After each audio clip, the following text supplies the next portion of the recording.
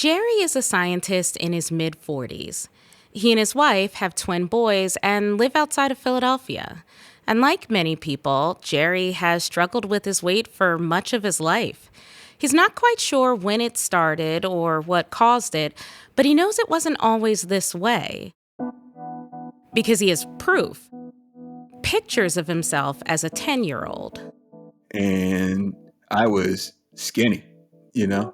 It's like I look very much like my kids do now to some degree. And they're 8. And just looking at those pictures and I'm like, okay. And then somewhere in there, all I know is when I got to 5th grade, I was 5'3" and 150 pounds. Now, it's like I'm 6'2" and a half now. So, I mean, I did grow more vertically. But his weight kept creeping up too, until he reached 280 pounds. I think a lot of people thought I had a look of more of a kind of a football playing type athlete, even though I knew the truth. I'm definitely a physicist, But the reality is, I've watched that shape still get rounder over time, and even though I might have picked up some muscle, you still see the roundness, and watch my face get bigger and just saw those type of outward appearances. Jerry hasn't had a lot of time to dwell on his own self-care. He spent the past couple of decades building his career and his family. And you work crazy hours, and at some point you just look up and you're just like, well, I guess this is my body type, Over the years, his weight would go up and down, but he always seemed to return to 280 pounds. This was his baseline, his new normal. People of all ages, genders, and races want to lose weight for a variety of reasons. Some people want to improve their quality of life. Some people want societal approval. But Jerry's concerns are strictly about health. I just kind of gave up focusing on that and focused more on just trying to be healthy as best I could, and that is ultimately what really probably scared me more than anything. The health aspect scared Jerry because both diabetes and heart disease run in his family, and both are associated with obesity. What's more, studies show that excess weight puts strain on your heart, which puts you at higher risk for heart disease. One of my grandfathers died of a heart attack when he was around my age now, maybe 43, I think it was. He obviously died before I ever met him or anything like that, but that was something that weighed on my father and transferred to weighing on me, when it's all said and done. Over the years, Jerry tried it all. Exercise, vegetarianism, even Slim Fast. Remember that? And nothing worked.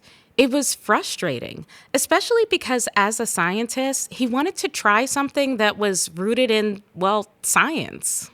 I would love a data-driven approach. All the trying things on my own and stuff, and knowing that it's led to significant bounce back if things don't quite stay the same. I wanted a different approach because, you can't do this and then expect to keep gaining more weight than you lost and expect to just keep living. In 2022, Jerry found his new approach through his wife, a nurse practitioner. She told him about a new weight loss drug. Maybe you've heard of it. It's called Ozempic. She got it, and she suggested I look into it, or at least talk to the weight loss doctor. And I did, and he came to the conclusion that Ozempic, hey, why don't we give it a shot? And I said, why not? Even with that being said, I looked at it, and even though I had a prescription in my hand, I don't think I took it for the first maybe month that I had it. I just let it sit there in the fridge while I kept trying to work through it because I was scared of it based on all the things that were being thrown around about it. Jerry had good reasons to worry.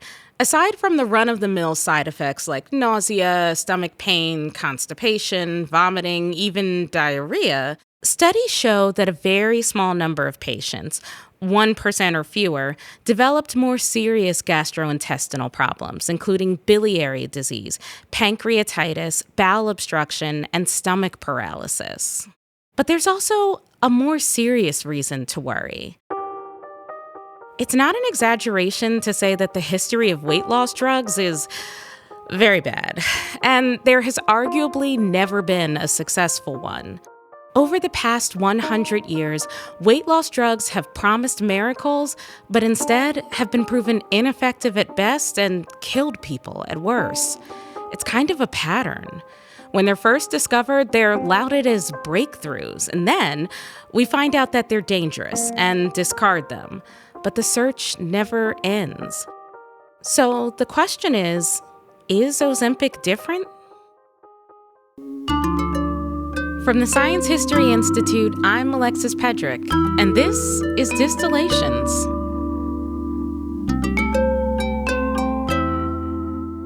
Chapter 1: Glands. Throughout most of history, obesity was not considered a problem. In fact, it was the opposite. Voluptuous bodies were desirable. They were status symbols, signifying wealth and abundance. If you were curvy, it meant you had plenty to eat. And you weren't toiling in the fields. You were relaxing and being waited on.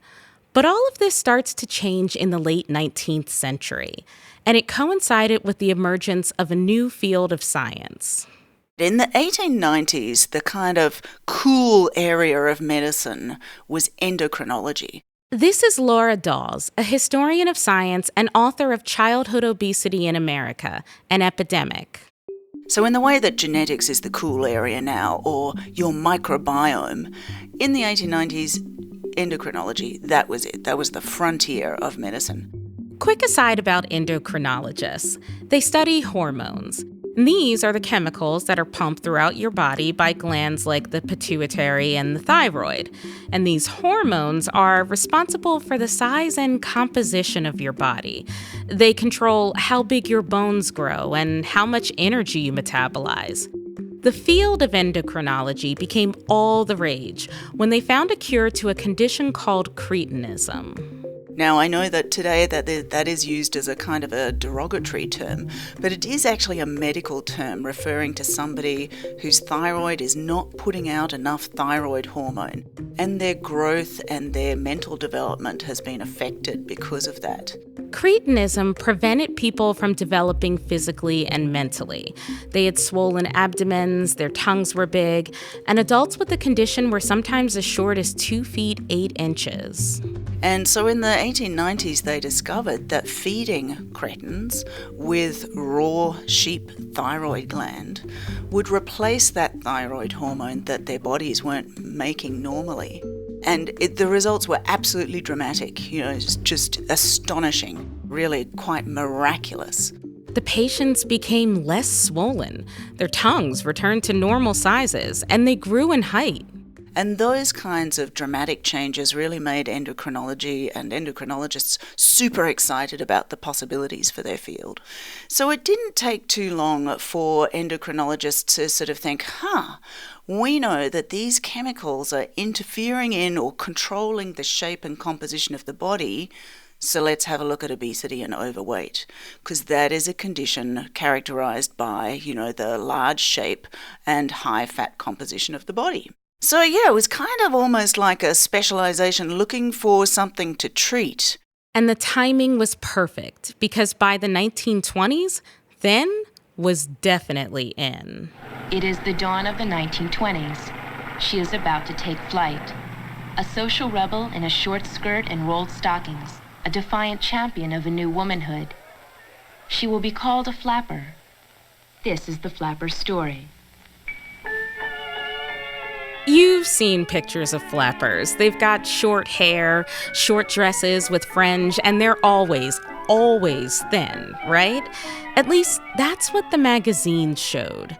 In this era, eating disorders were rampant. The recent desire to be thin, coupled with the discovery of glands as a treatment for weight loss, it was a potent combination. And it led to a theory that being overweight was a matter of hormones being out of whack.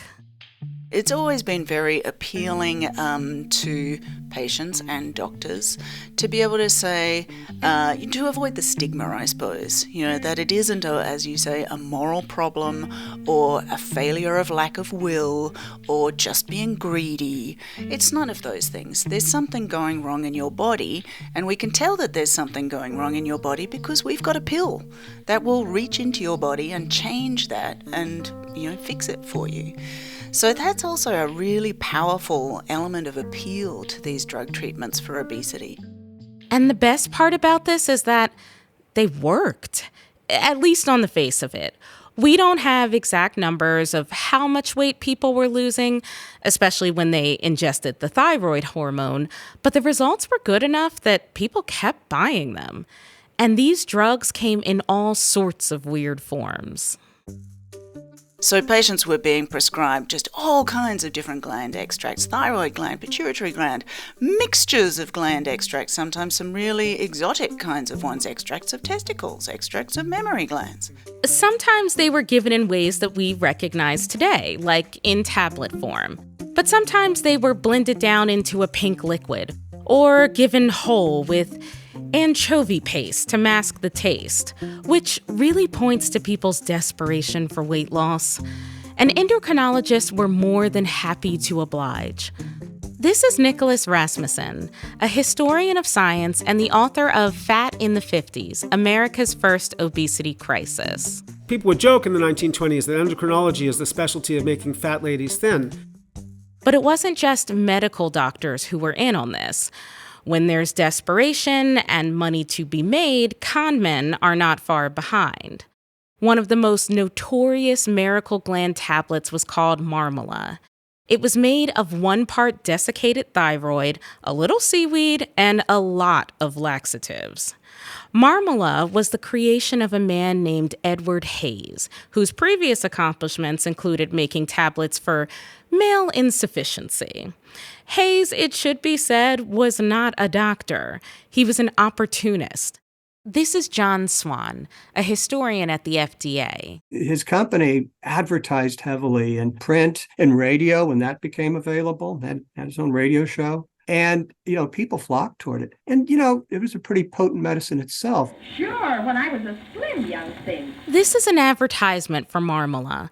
A woman named Connie is trying to impress her old college fling with her weight loss. Well, do you happen to know that right now I weigh exactly the same as I did then? What? Just the same. 110 pounds. Oh, but you said you stopped dieting. Why, right now you're eating everything in sight. Modern women don't go on diets. Not if they have any sense. Besides, it never did me much good. I'll say it didn't. The biggest concerns around Marmala revolved around 2 things. 1, the man who peddled it, Hayes. He was known as a quack to authorities. And 2, the claim that the tablets were created using, quote, the latest science. Connie was wise. She knew that a starvation diet was ruining her looks and sapping her vigor. But she is typical of the modern woman who looks into the cause of things. And there is a cause for excess fat. Modern science has discovered it, and now doctors fight this cause with the right method. The results? New beauty, new slenderness, new vim. They are seen everywhere you look. Marmala prescription tablets, prepared in a famous medical laboratory to fit the average case, present this right way to reduce at its best. Little girl, you're the one girl for me, little At this point, maybe you're wondering, did it work? Like, it had to work at least a little bit or no one would have ever taken it, right? Well, for one thing, one of Marmala's ingredients was, like we said, a laxative, and they used a lot of it. But there was another reason these gland treatments did, in fact, result in weight loss. It will make you lose weight, particularly thyroid hormone. Not so much because it is targeting a biological problem that's causing the obesity, but because having too much thyroid hormone causes hyperthyrotoxicosis. So you're basically being poisoned by having too much thyroid hormone. By the late 1920s, several federal government agencies like the Postal Service, the Federal Trade Commission, and the Bureau of Chemistry, which was the precursor to the FDA, were alarmed by how shady characters like Edward Hayes were introducing such potent drugs to the market. In 1926, the post office went after him because Hayes was sending his drugs through the mail, but he found a workaround. He started sending his tablets directly to pharmacies, and that's when the Bureau of Chemistry tried to step in, but they could only do so much. This is John Swan again. All they could do was publicize these problems, and they did. There was actually a traveling exhibit called the American Chamber of Horrors that the FDA, as it was now known at this time, put together in the early 1930s to convince Congress and the public of the need for a new law. Marmola was a poster child in the Chamber of Horrors exhibit.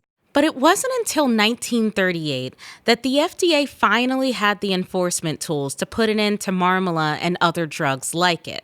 That year, Congress passed the Drug and Cosmetics Act, which gave the FDA the authority to go after quack medicine. This put an end to charlatans selling thyroid, but we were back to the drawing board about the cause of obesity. So we got new, but still harmful drugs. But as we'll see, some people don't really care how something works, or even if it poisons them, as long as it helps them lose weight. Chapter 2: Amphetamines. Smith, Kline & French was a pharmaceutical company in Philadelphia. In 1932, they received a patent for amphetamines. Their first drug was Benzedrine, which hit the market in 1934 as a decongestant. Now, amphetamines are uppers, which means they make you feel awake, euphoric. And because of this, they were repurposed in 1937. This is Nicholas Rasmussen again. Its first major indication is for depression. Amphetamine has a lot of mood effects, right? And it's a breakthrough drug. It's the first antidepressant that's being called that by the 1940s in amphetamine marketing. Smith, Kline & French had a blockbuster drug, and the money was flowing in. Things were going great. But then they started to notice something. Hey, someone's cutting into our sales here, because the sales curve's going up and up, and then in 1939, 1940, it starts to flatten before the war. And they find out that there's patent infringers selling amphetamine for weight loss. They were being undercut by sleazy operators, phony drug companies, and so-called fat doctors. And I hope you can hear those quotation marks because while they were technically certified doctors, their standards for evidence were not what you'd expect today. The fat doctors are often what other doctors call them because they're not perceived as reputable in the medical profession. They have a clinic. They often have some diagnostic procedures which are frequently hocus pocus. They might measure your fat body mass or do something to purportedly measure, your metabolism, this kind of thing, to justify whatever it is they're going to do. But whatever it is they're going to do always ends up being dispensing diet pills. That's how they actually make their money, not just from the patient fees. So they're acting as the pharmacist too. They were known by doctors and patients as rainbow pills. Why rainbow pills? It was all about marketing and making themselves seem like legitimate doctors. They do their best to insulate the patients from the fact that they're seeing 200 patients a day. They see the doctor for only a couple minutes and nothing's going to hide that from them. So the practitioners feel the need to reassure the patients that they're getting well thought through individualized treatment. And so the doctor, when they finally see the patient, will say, hey, well, the nutritionist that you talked to earlier, Lois, says this, and my nurse says that. And, based on the results of these tests here, looking at some bogus piece of paper, I would say that, you've got this and this, and there'd be a completely irrational explanation, right? That having to do with heart failure. They live in a parallel medical universe, some of these guys. Anyway, they give the explanation. They say, you definitely need these blue ones. It's a special formula. Take, one in the morning, one after lunch. Don't take one at night. Take one of these white ones instead. So it's an individualized prescription. And they walk out, and then they're likely to see someone they know, maybe from a diet club, or maybe just because it's a small town and there's only, one or two of these clinics. And that person that they know will say, oh, you've seen Dr. Jones as well. And he said, yes, and I've got my special prescription. It's, 2 blues, a pink, and a white. And he's like, oh, yes, I'm getting 3 pinks, a green, and no white. So, oh, well, he's so clever. So they don't want to be showing, basically admitting the true nature of their business, which is just cranking out these prescriptions.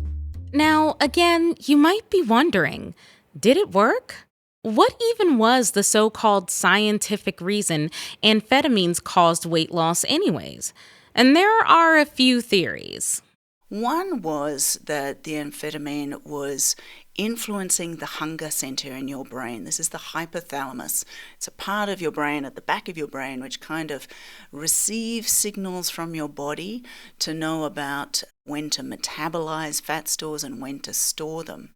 And the idea was that amphetamines were affecting that part of your brain and kind of telling it, we're full, we don't need to eat. So it was kind of acting as an appetite suppressant in that kind of way. And so the idea was, well, maybe what it's doing is it's making people feel happy. So they don't need to eat to feel happy. They don't need to find pleasure on their plate anymore because they can find it in other kinds of ways. And related to that, the theory was also, well, if you're feeling happy and confident, well, then you've got the kind of the backbone to take on the calories. You can diet. You're feeling all kind of pepped up and powerful. Smith, Kline, and French wanted in on the craze. It was their drug, after all, and other people were making money off of their patent. So they did 2 things. The first was that they created their own amphetamine weight loss drug. So they go great guns into marketing it for weight loss in 1947, and they build a market extremely rapidly, and it's the very same drug they're selling as an antidepressant. The second thing they did was sue amphetamine drug makers, and they won. No more rainbow pills, right? Well, not exactly. The patent infringers just swapped out the amphetamines for something a little bit different. Methamphetamine's out there too. Clark & Clark, the biggest infringing firm, immediately switches their rainbow diet pills. They take the amphetamine out when they lose the case and put methamphetamine in. So now, not only is Smith, Kline, and French being undercut by methamphetamine, but their patent for amphetamine is going to expire in 1949. So how are they going to keep that domination when the other big drug firms are able to legally sell amphetamine? Well, partly it's the brand, but they create a new product with greater sticking power. And by sticking power, you could cynically say it's a combination of 2 products that are both addictive, the amphetamine and the barbiturate sodium amytal. This is the product Dexamyl. It's sold as an antidepressant, but it really takes off as a diet drug. Its sales take off enormously in 1950. It becomes the firm's most profitable product. By the 1950s, a certain German psychoanalyst was making waves in the U.S. That's right. Sigmund Freud's theories were now all the rage. Freud thought that the need to constantly have something in one's mouth resulted from being stuck in an early developmental stage. He called this oral fixation. Smith, Kline, and French wanted to craft a narrative that obesity was a disease of the mind, not the body, because they were trying to find a new market for one of their existing drugs. So, they sponsored a study that explicitly linked obesity to Freud's theories. Amphetamine is a famous psychiatric medication, okay? At the same time that doctors are now accepting that obesity is a psychiatric condition. So it's doubly appropriate, right, to sell it as a weight loss drug. It treats the overconsumption of food, it suppresses appetite. That's the official reason why it's approved as a diet drug, amphetamine. But it also treats the underlying psychiatric condition that is often responsible for the overeating in the first place. So that has to be related to depression. They sponsor some studies, some experts, SmithKline and French does, to make that link that the oral fixation, in the depressed individual is often expressed as overconsumption of food. They have a psychiatric medication already, and so it's perfect in this environment to market it as a weight loss drug. For all this fierce competition and the lengths SmithKline and French went to, people eventually noticed amphetamines didn't even work that well. The actual weight loss with them was quite modest, just a pound or two a week, which is about what someone could achieve with a diet and exercise alone. And then it kind of plateaued. It wasn't such a great return for the risks. They were highly addictive and dangerous, even lethal. In 1968, a journalist, Susanna McBee, did an expose for Life magazine. She used her own name, explained that she wanted to lose a few pounds, even though she herself stood 5'5" and weighed 123 pounds. She went into the clinics, and even though, a few of the doctors said she really didn't need to lose weight, she still walked away with bundles of rainbow pills from each one. And so she wrote about this. It was a cover story in Life in January. And she wrote about her experience. She wrote also about some of those patients who had died taking rainbow pills, most of whom were women. This led to congressional hearings, which compelled the FDA to act. They conducted mass raids on manufacturers of rainbow pills, which essentially shut the supply for fat doctors. They also made amphetamines a Schedule II drug, meaning they were considered dangerous, which made it harder for doctors to prescribe them. Seizing pills literally by the millions. Within a couple months, they had seized, nearly 45 million of these tablets. The final nail in the coffin of this era was none other than Richard Nixon. America's public enemy number one in the United States is drug abuse. In order to fight and defeat this enemy, it is necessary to wage a new all-out offensive. This might have put an end to the rainbow pill era, but it wasn't the end of amphetamines being used in weight loss drugs. They went away for a while and then came back in full force in the 1990s. Chapter 3. Fen-phen. What are the pills that cure the dieters' ills by making them lose weight? Fen-phen. What do they grab in hopes of shedding the flab from all the food they ate? Fen-phen. When I hear the word fen-phen, I immediately think scandal. That's probably because I was a child in the 90s and it made a lot of tabloid headlines. Fen-phen was a short-lived diet drug that was actually a combination of two amphetamines, fenfluramine and phentermine. It was popular. There were 18 million prescriptions in 1996, but also risky.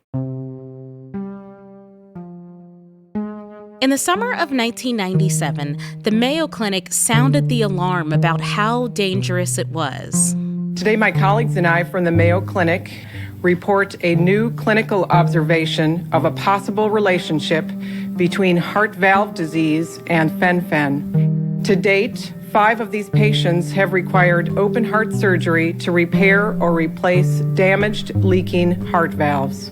On the day of the Mayo Clinic press conference, the FDA issued a Dear Doctor letter warning of fen-phen's possible risk for heart valve disease. The letter reminds doctors that the FDA has never approved the fen-phen combination. There was another amphetamine derivative weight loss drug called Redux that was supposed to be safer than fen-phen, but this turned out to not be the case. Redux had the same side effects of fen-phen, and most serious of which was pulmonary hypertension. So, did drug makers go back to their labs and try to make a safer alternative? No. They tried to change the stakes. There are 8 to 10 million Americans who have adult-onset diabetes and who are obese and who are going to lose their limbs or their eyes or their hearts or their lives if we don't get weight off them now. This is Richard Wortman, the developer of Redux, on the NewsHour with Jim Lehrer in 1997. He went on the show amidst the controversy to defend his product. So I'm frankly upset about the fact that the scaremongering about non-existent side effects of Redux has kept a lot of people who really need this drug from taking it. His message was this: the real killer is obesity. Now, up until this point, obesity was a medical concern, but not thought of as a disease in and of itself. But just like Smith, Klein, and French repackaged obesity as a psychological condition, a symptom of depression, Richard Wortman wanted to label obesity as a killer. Because if the alternative is death, then some risky side effects don't look so bad. It's a familiar line of defense for the weight loss drug. When the drugs are being considered for approval or when they come under fire, they're touted as life-saving. But when the drugs are being marketed, they're touted as lifestyle. Drug companies want to have their cake and eat it too. But as critics point out, some doctors and diet clinics market appetite suppressants not just to the medically obese, but to anyone who'd like to lose a few pounds. Dr. Rubin says 1 out of 4 patients he treats for diet drug-related PPH are minimally, if at all, overweight. There's no magic bullet. But there is Russian roulette, and Russian roulette is taking pills that have a substantial and to some extent not fully quantified risk when the benefits are cosmetic. Part of the problem was that these drugs were intended to be taken for no more than 3 months. But a lot of people went ahead and took them longer. Some doctors were prescribing them for long-term anyway, which left them vulnerable for malpractice suits. And patients themselves didn't seem to care how the drugs worked or how bad the side effects were. They just wanted to lose weight. This is a patient who was interviewed by a public TV show in the 90s. You know, you just reach a point where you'll try just about anything. And I was there. And I did a lot of research before I even went into the clinic. We got some things off the internet, and I read everything I could get my hands on. And at that point, it seemed like a smart thing to do. Until you heard about the ramifications of taking fen-phen. What went through your mind? It wasn't so much of, geez, I could die. It was, gosh, what if they take it off the market? And that's serious. That was my first reaction. It's, you know, this has been so good for me, and I do feel fine. I still feel fine. It was more, please don't take it off the market till I'm done. Fen-phen and Redux were ultimately taken off the market, and thousands of lawsuits were filed against the makers of the drugs. It turns out that the drug company was withholding information from the FDA about the risks, but the drug's narrative arc illustrates the definitive pattern for weight loss drugs. You know, there's a well-known life cycle of drugs that, you know, they're given a hero's greeting, you know, when successfully marketed blockbusters are first introduced. They're going to be so much better than any other drug that's ever come before. They go into mass use, and then because they're being taken by millions of people, their side effects become evident, their adverse events and so forth. Then they go through a period of negative evaluation. Medicine, thinks badly of these former brilliant new drugs. And then if the drug hasn't been pulled off the market, like most of these that we discussed have, there becomes a kind of a rational use. That's the standard concept of the life cycle. There's a joke that goes with it among doctors. You should always prescribe the latest drug while it still works. It's kind of like a social placebo effect, you know, that drugs are thought to work because they're new. And of course, now we're at the beginning of a journey for a new weight loss drug. Ladies and gentlemen, your host for this evening, Jimmy Kimmel. You look great. Everybody looks so great. When I look around this room, I can't help but wonder, is Ozempic right for me? Chapter 4, Ozempic. Weight loss drugs in the past often made claims that there was one cause of obesity. For endocrinologists pushing gland cocktails, it was a hormone imbalance. For Smith, Klein, and French pushing their antidepressants turned diet drugs, it was a Freudian psychological problem. But now, we seem to have at least finally admitted that there is no one simple explanation for what causes obesity. This is Andrea Coviello, the Director of Medical Weight Management at the University of North Carolina. There are some genetic susceptibilities, so certain people are going to be more prone to weight gain. But then there are significant environmental influences that also stimulate weight gain. So there's trends with aging in general. And hormones also play a part. For example, women often gain weight during pregnancy while breastfeeding. And what all of these factors have in common is that none of them can be treated with a drug. But one contributing factor to obesity, just one, involves the hormones in our guts, and that's what Ozempic targets. Ozempic is one of the new class of medications that we commonly refer to as incretins, at least in the scientific community. And incretins in general are gut hormones that you secrete from your gut, the stomach, intestines, large intestines, after you eat. You release this cascade of gut hormones that then help you metabolize what you ate, but also signal the brain that you have had a meal or a snack or some food, and that stimulates your appetite regulation pathways. So there's a natural daily rhythm to hunger and satiety, and many of the signals that trigger hunger and satiety on and off are these gut hormones. It's important to note that a huge difference between Ozempic and historical weight loss drugs is that the entire landscape of medicine and safety regulations has changed. The FDA, as we know it, didn't exist yet when glands were poisoning patients. Meanwhile, while Ozempic seems like an overnight success story to most of us, it's actually been around for more than a decade.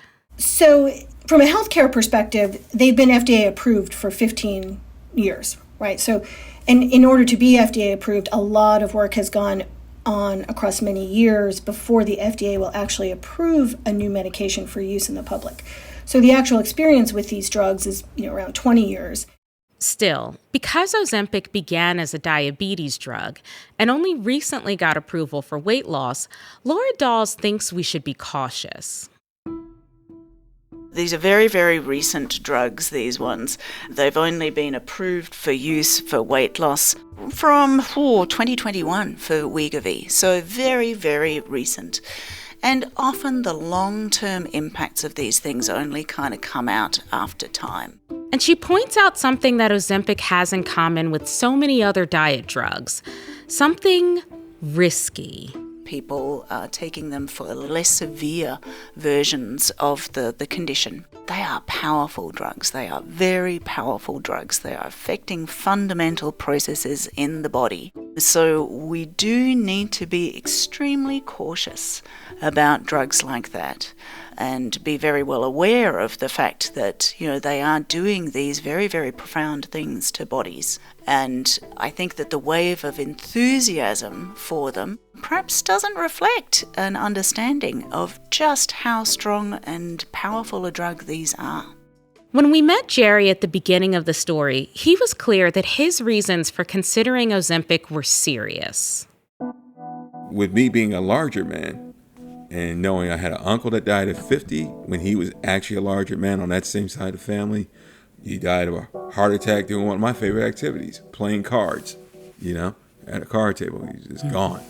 He was concerned about side effects, but ultimately he decided that the benefits outweigh the risks. Adverse health outcomes have been monitored in those situations, and people felt like they had a good feel on what those things were and how to mitigate them if they appeared. And ultimately, determined that a lot of these side effects, or like I said, adverse health outcomes, they were all manageable, 1 month after getting the prescription, he started taking Ozempic. And eventually I took it. That began in November of 2022. My gosh, it's been that while, like November of 2022.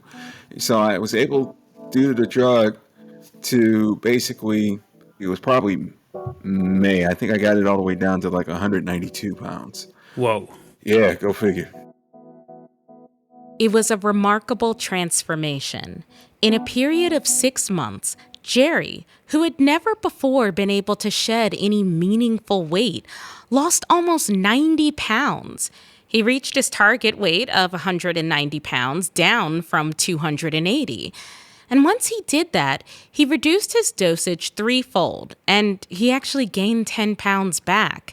And this is one of the drawbacks of tech fixes.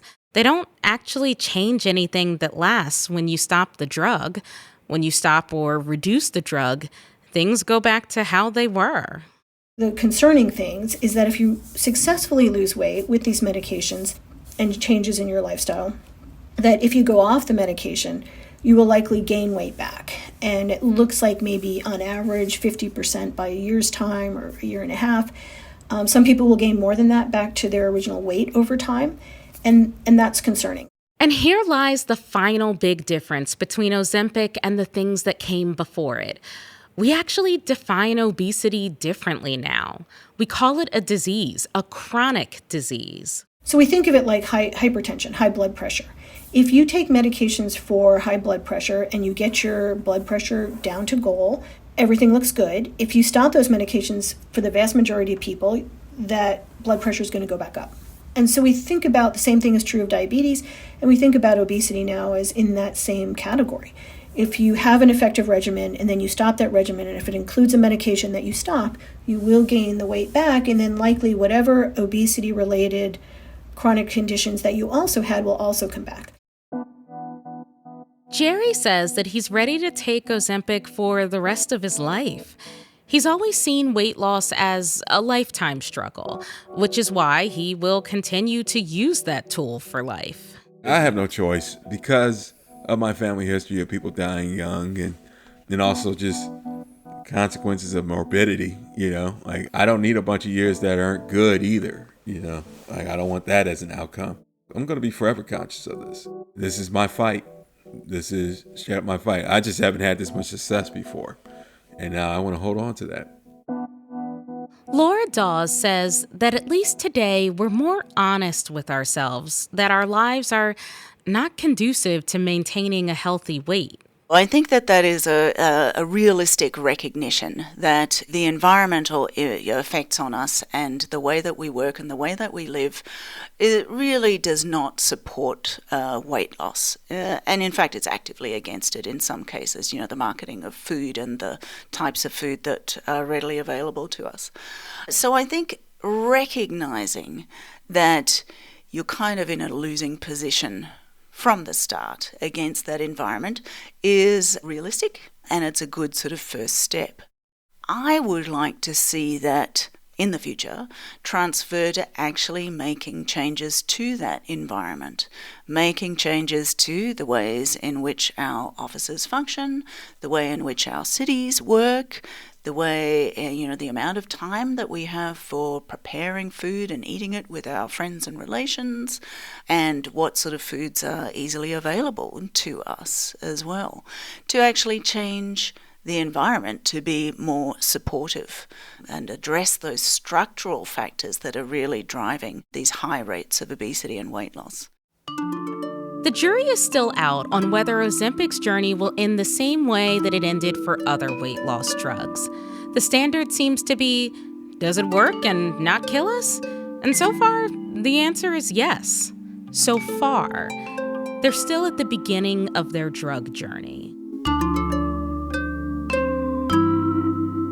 Distillations is produced by the Science History Institute.